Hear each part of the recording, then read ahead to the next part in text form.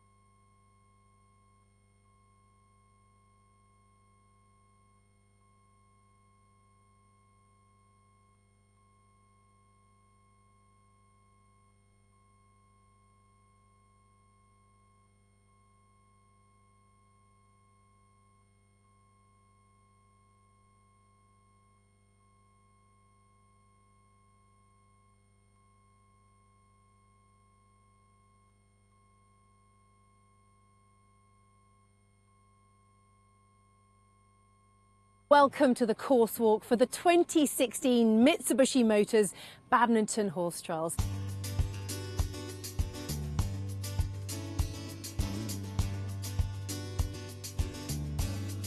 The world's most famous and prestigious horse trials is just around the corner. They're still building the stands in the main arena there behind me. And this year we're celebrating 25 years of generous sponsorship from Mitsubishi Motors. It's sure to be yet another top-class competition. Well, joining me to talk through the course is someone who knows this place only too well. You are one of the world's best cross-country riders. Don't want to make you go pink there, Harry. You live just around the corner. You nearly won this a couple of years ago. This has been quite an interesting year, hasn't it, for eventing, or last sort of 12 months. We've got the Rio Olympics coming up in the summer. What are you hoping for this year's badminton? Well, badminton's obviously, in effect, the unofficial World Championships. You've got all the best combinations from all over the world coming here every May to compete at the biggest event. So really, from a competitor's point of view, you want it to be a suitable competition, one that's going to separate the top lot from the not so good, a really demanding course, and just generally a great flagship for the sport. You're not riding here this year, which is why you were allowed to have a sneaky peek around the course with me. Last year was a little bit softer. Now we're going anti-clockwise again. If you get one difficult year, the next year they sort of tend to alter it slightly and possibly make it a little bit easier. And that's what we had from the year before to last year. So we're expecting some tough questions, maybe a little bit more complexity this year. And we're looking forward to going out and seeing the course. So here we are in the start box. The first fence, the ASX starter. Nice straightforward fence, and get out of the arena as quick as possible. Across the collecting ring, and the course goes anti-clockwise as we come to the two big park piece hedges. Very straightforward, but immediately you know you're at a serious course when you've got big square oxes like this. Nice long distance in between, and then a good gallop uphill towards the Horsham Quarry.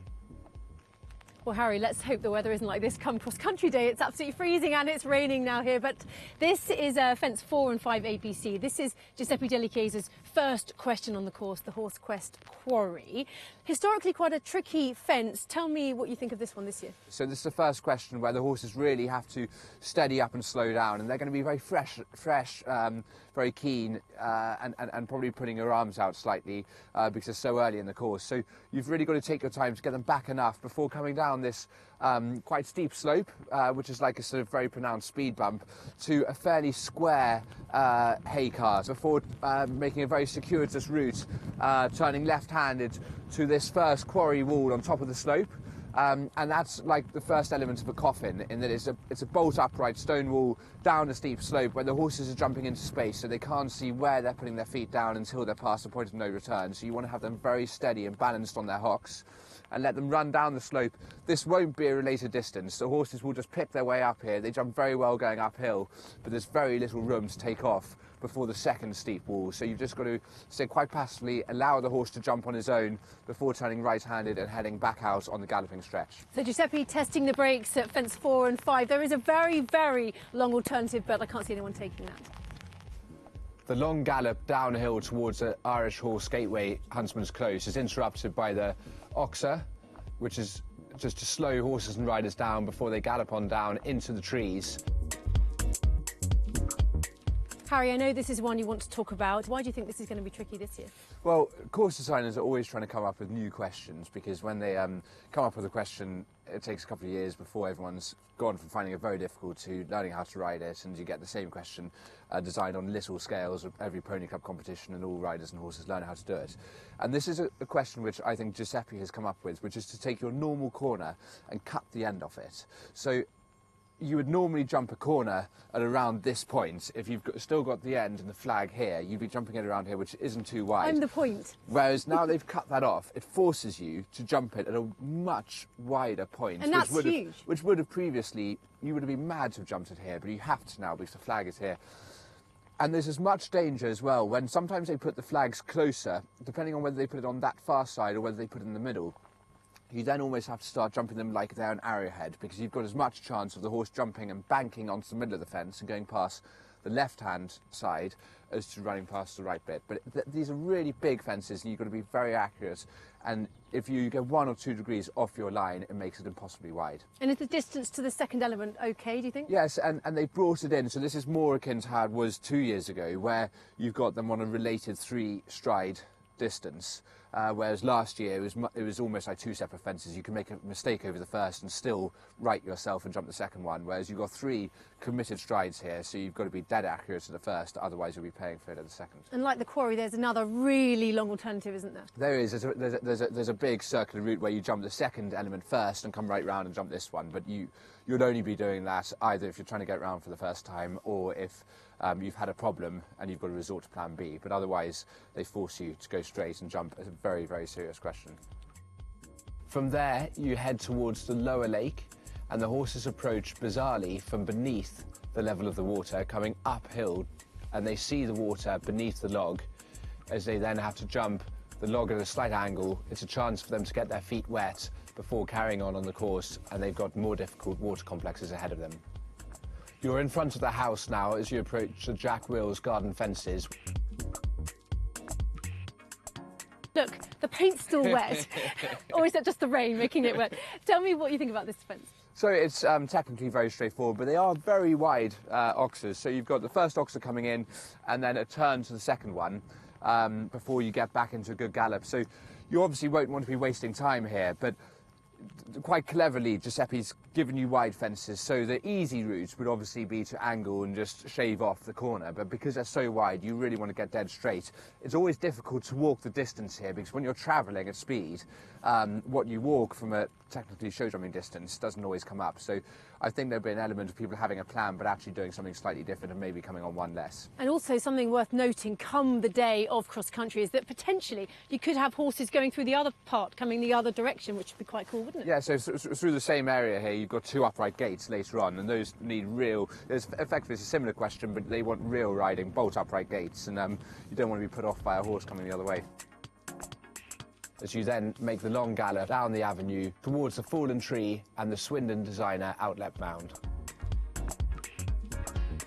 Giuseppe's beefed this up a bit this year, hasn't he? Yes, so this was a much more straightforward question last year. You've now got 4 elements, so this first log is just a very straightforward, not much more than a novice fence if it was on its own. But then you've got to get onto your correct line to jump your tree route in the bottom of the hollow, and then up the slope to your quite thin hanging log, which is very gappy and airy, and then you've got a curving 3 strides down to another tree route on the other side. So I think the way to ride this is to jump the first one and totally forget any kind of related distance. Just stay out and not turn too soon to the second one, because the straighter you can get to that second element in the bottom, the easier than the third and fourth elements are. So take your time through the turn, jump the second one straight, and then it'll be 4 strides up to the hanging log. The horses jump quite slowly and spend a lot of time in the air, which can be quite helpful, because it means when you land, they've got time to focus on the final element, the last tree route down the other side of the mound. So what would be the problems for the horse and riders here?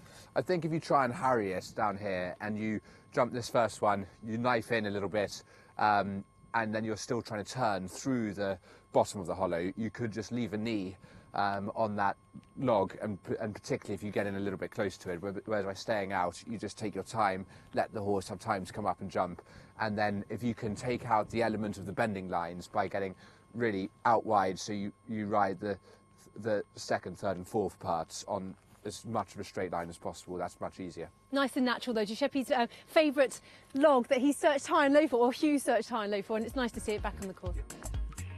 13 is an easy fence. It's the FEI Classic stick pile and Oxer just around the corner before we head on to the Mirage Pond. This is a different question to last year. The hedges, the big hedges, have been replaced by narrow upright houses, which will take some accuracy, and also they need respecting like a gate, so a horse doesn't leave a leg as they come down the slope into the water and up again over the second element. You then have a short gallop to the PHEV Oxer before you head up the hill towards the gatehouse New Pond.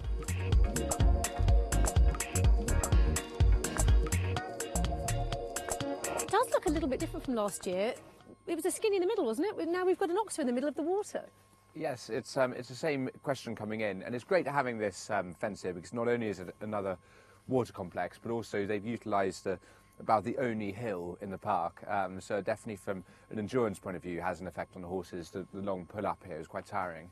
And then coming in, you've got this upright rail. It's very gappy. There will obviously be a bit of flower decoration underneath, but allowing the horse enough time to get up in the air so they don't jump flat, because when they tend to draw their eyes down, their body tends to follow where their eyes go, and if you're not careful, it goes down their body goes down onto the rail. So give them as much chance to come up, jump the fence cleanly, and then a slight curve to this really quite interesting question in the water, because last year we saw a triple brush.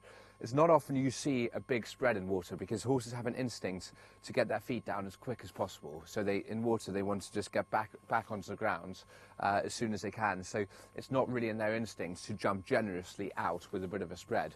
So I think this will take quite a bit of riding, and you want to make sure when you get into the water that you can actually then ride forwards to it. Otherwise you might end up jumping this like an upright and landing on the back rail. And you'll notice they do have the new MIM clips. Yeah, this is a really good example actually, because you can see it really clearly. Just talk us through how these work then, Harry. So these are a new design, a safety innovation, where horses, if they land on the fence, the downward pressure causes the fence to collapse, and you can see there's a hinge, so the fence can fall away. On the basis that people get over this, then what happens? They just go up and out over there? So then you go just up and out over there, over a very, very wide corner, and there's a really wide fence. So again, these gappy, quite thin bits of timber make the fences far less inviting and really look quite formidable compared to the old-fashioned fences that we saw in this sort of the last 20 years, where the fashion was to have solid palisade corners. From there, they make the descent towards the Rolex Grand Slam Hedge, and then the KBIS Vicarage V. Most fences, a little bit like a question in an exam, they test one element of the whole syllabus, whereas the Vicarage V has everything rolled into one. So it's really, it's about having a very brave horse, a horse that can jump a ditch, a horse that can jump a narrow fence, a horse that can jump a corner, a horse that can stay on a line, but a horse that can attack a fence, a horse that can be in balance, but a horse that can be drawing forward. So it's just everything all rolled into one. The whole thing here is getting on exactly the right line. So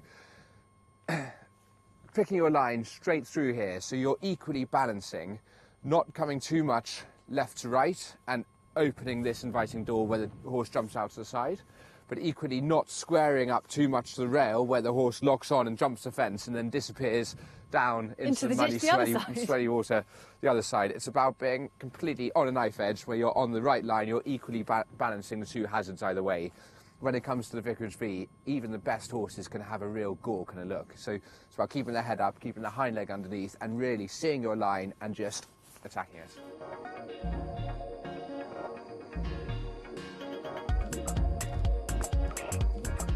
Now, Harry and I may not be the tallest, sorry Harry, but this shows how enormous, or to me, the Outlander bank is. We've just had the Vicarage V, which we also agree is enormous. You've got a rather twisty-turny bit, and then this.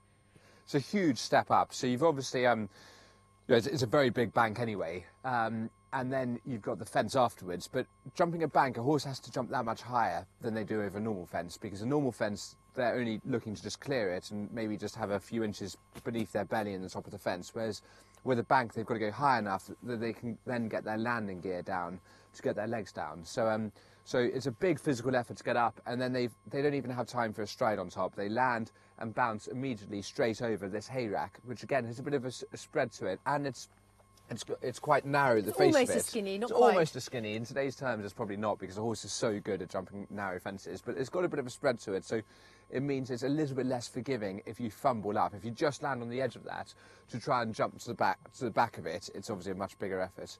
You've got a bend coming down from the Vicarage V, which the corner helps the horses get their hind legs underneath, and if anything, it's a very, very gentle uphill slope, and that gives the horses a springboard effect to be able to then jump up and obviously make the big ascent up over the top fence of the hay rack. This is what the horses and riders will see at fence 23, the Shogun Hollow. It's quite difficult, isn't it? Yeah, it's a very acute angled hedge. It sort of has echoes of the Mirage Pond from the last couple of years, where you've got the big hedges on the angle, and the horses have to jump confidently through with the rise and fall of the hollow in between. So the main thing is to come up here and just get on your line, a little bit like lining up with the Vicarage V. You can't be a degree to the right or a degree to the left, so you're probably aiming just the left side of this flat bit, aiming for the right-hand post where the top is shorn off, the right-hand post there, and then you should have 1, 2, your landing point, 4, this is your first stride, second stride, and take off up to here. So they're big fences, and the undulations in the ground could just off-balance a horse, but hopefully it's always much easier being on a straight line than it is having to curve through, because these horses are inherently brave, and they tend to, if they can see what they're jumping, they tend to draw towards it. So that's an advantage down here, but there's definitely room for error. You then turn left-handed, and you've got a long gallop up towards the 2 white gates, which is sponsored by World Horse Welfare, this year's Badminton charity. We then have a short gallop into the area around the lake. As usual, it involves the L200s. They're the silver anniversary L200s this year because of the length of time Mitsubishi has been sponsoring Badminton horse trials. We're almost at the end of the course, and suddenly we're about to take on the lake proper. Because this fence is just very nice and inviting and reasonably far away on a curve from the next fence, you can afford to keep galloping here, not waste any time, and land and keep moving. Otherwise, you'd feel stupid just wasting a few seconds at a reasonably straightforward fence. You then make a left-handed turn as you head towards that untrimmed brush fence, which will be cut. But it's a big drop into water with a downhill approach. And when you approach downhill, it makes the horses pitch onto their forehand, onto their front end, and they go reasonably long and strung out. So the rider wants to make sure they keep the horse well balanced with the hind legs underneath, the shoulder up, and get a nice positive jump. But this year they've been quite generous, because you've got a reasonably long unrelated distance through the water and up over this brush, which will be, again, this will be trimmed, and then up to the square box. Last year we saw quite a few horses straddle the step, where they went to get one front leg onto the bank and the other one missed, and they almost did the split. So I think Giuseppe's helped horses and riders this year by putting this brush in a way. So, and raising it up slightly. And raising it up, it'll probably be cut to about here, but it means the horses will deliberately jump on and make sure they get all 4 legs onto dry ground. And then they've got the first stride lands here, and then your takeoff point over this reasonably big box. But the advantage here is you've got your visible route out. So once the horses have turned in the water and they've got their eyes on this box, it's very obvious where they're going, and they should draw towards that. And nowadays it's got a lot of spread to it, but in terms of width, you'd be very disappointed to have a run out here. 27 and 28 are Alexander's Silver Birch.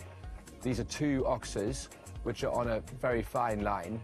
Normally this would be quite a straightforward fence, but given that it's late on in the course and the horses will be reasonably tired and less responsive, you've got to be sure that they hold their line and you don't have a silly glance off at the second element. We now gallop towards home and head towards fence 29, the countryside tree. This is probably the smallest fence on the course. It's definitely a let-up, but having said that, it does need some respecting as it's reasonably upright, and you feel pretty silly being unseated. It's such a straightforward question. As horses climb up the slope past the old staircase, they turn left towards the Savills escalator. This is the last question, isn't it, for the riders before they have the last few before they go into the arena?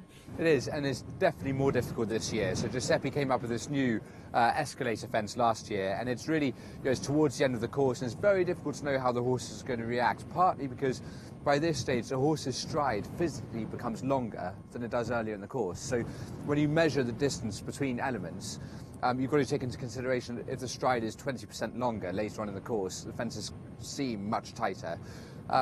Here you've got an enormous ascending brush fence, and it's really big. And there's an advantage, because we're bearing right-handed, there is an advantage if you can angle it slightly, but obviously when you angle a big spread fence, it becomes even bigger. So you want to try and get pretty straight without wasting time. And then we've got a snaking line with a right-handed bend and then left-handed bend to two offset brushes, and the ground drops away and it's quite undulating. There's some few mogul type of lumps and bumps on the way down, and it's far enough that you don't really worry at all about walking the distance. But whatever you do walk, they're going to end up being distorted anyway because of the length of the horse's stride. And you can make this, if you're looking for a really safe bet, you can make it quite straightforward by jumping, going quite wide around the turn, and then getting straight to the middle element, and then going quite wide round and getting straight-ish to the last element.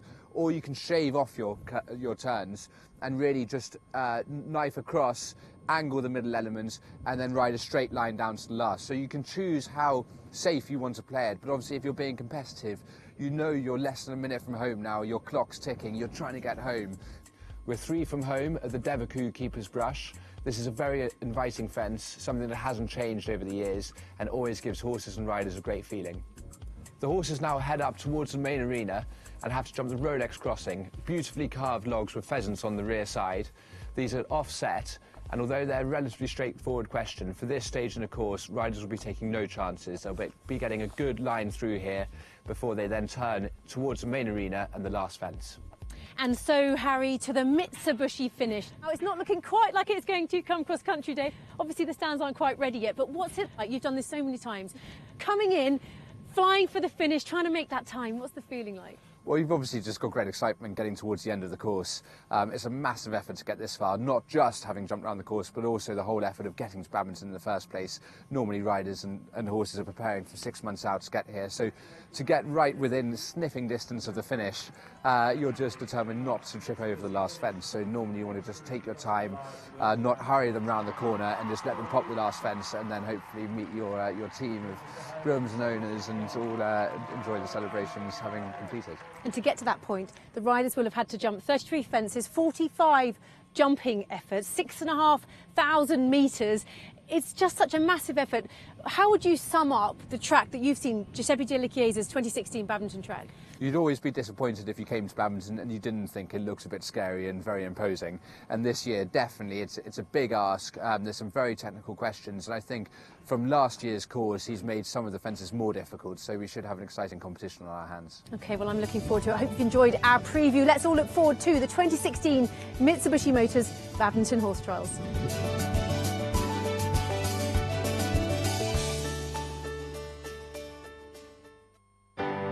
World Horse Welfare is shining the spotlight on invisible horses as this year's Mitsubishi Motors Badminton Horse Trials Charity of the Year. Pick up a map from stand 93 to follow the invisible horse trail around Badminton. You'll find 14 uniquely designed sculptures which have been hand-painted by artists and celebrities, each one depicting the story of a horse World Horse Welfare has helped.